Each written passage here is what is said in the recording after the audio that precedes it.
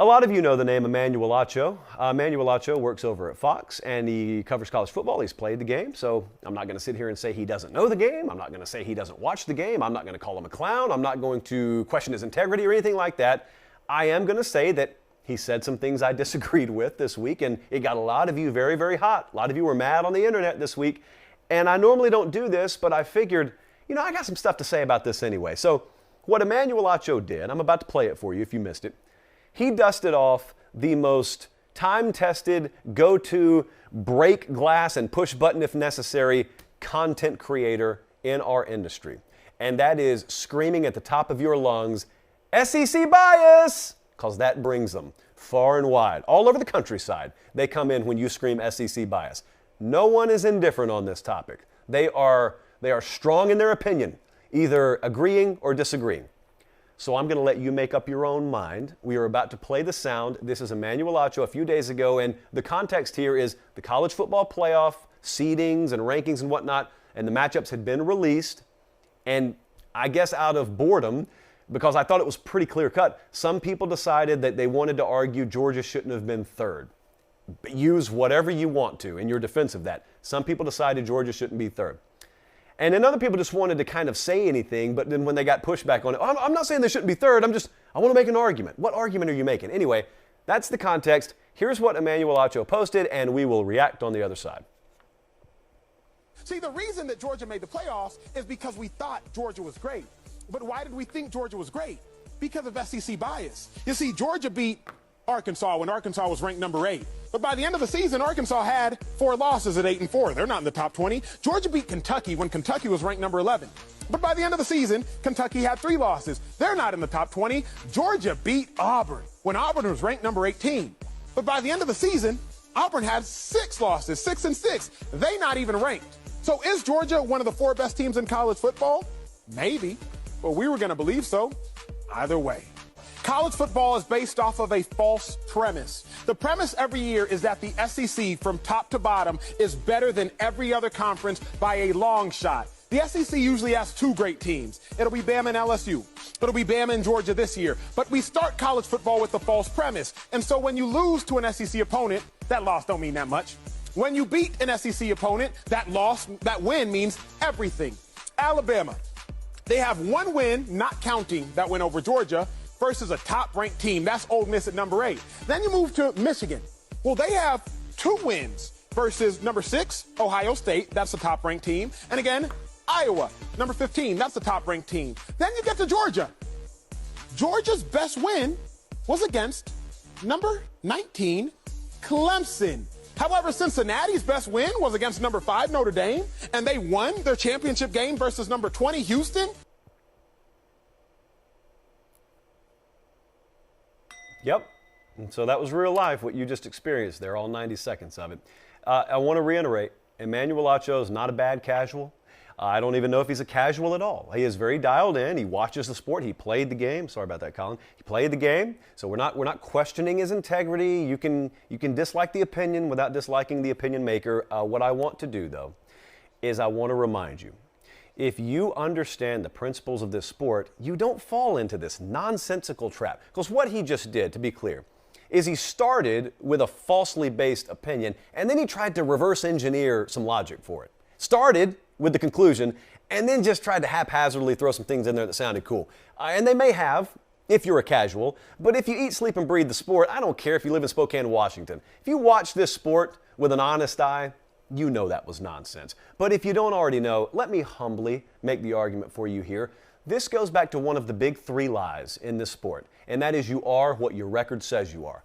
You are not in college football what your record says you are. That's on Sunday. On Saturday, there are gulfs between strength of schedules in this game. Case in point, he mentioned Georgia played Arkansas, and Arkansas was ranked 8th when they played him, but somehow it's a negative for Georgia that Arkansas finished with 4 losses.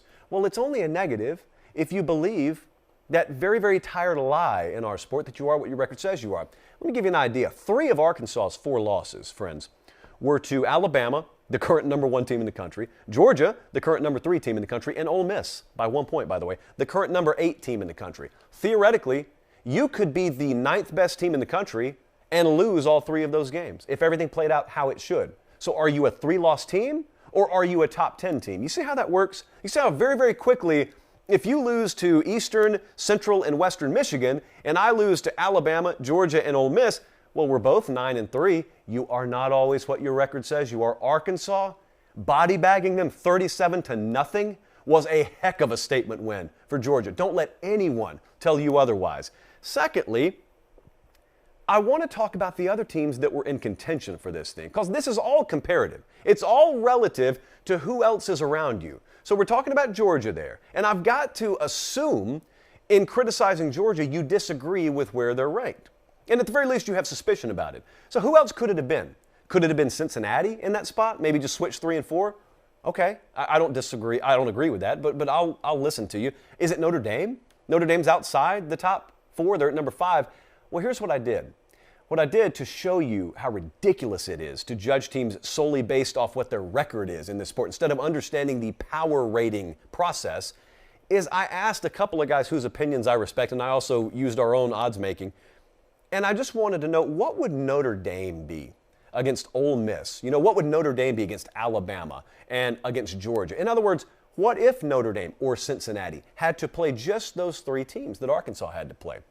Notre Dame, according to those 3 opinions I sought, would be a small favorite over Ole Miss. They would, of course, be big underdogs against Bama and Georgia. Likewise, this is where it gets really interesting. Cincinnati is a dog against all 3 of these teams. According to most opinions out there. They are obviously a 14-point dog against Alabama. So the point is, you are not always what your record says you are. Now, that's just to attack people who claim, well, bad record, must not have been a quality opponent. But I want to go to a specific quote there, because this one is one that always really tickles me. Quote, according to Emmanuel Acho, "We start college football each year with a false premise the SEC is better than every other conference." I don't know where that thought comes from, by the way. The SEC normally has 2 great teams, he says. That part I agree with. What's the follow-up? Because it seems to me the follow-up is the SEC has 2 great teams, but then the rest of it's no different than any other conference. Well, let's put that to the test. Because see, here's the flaw.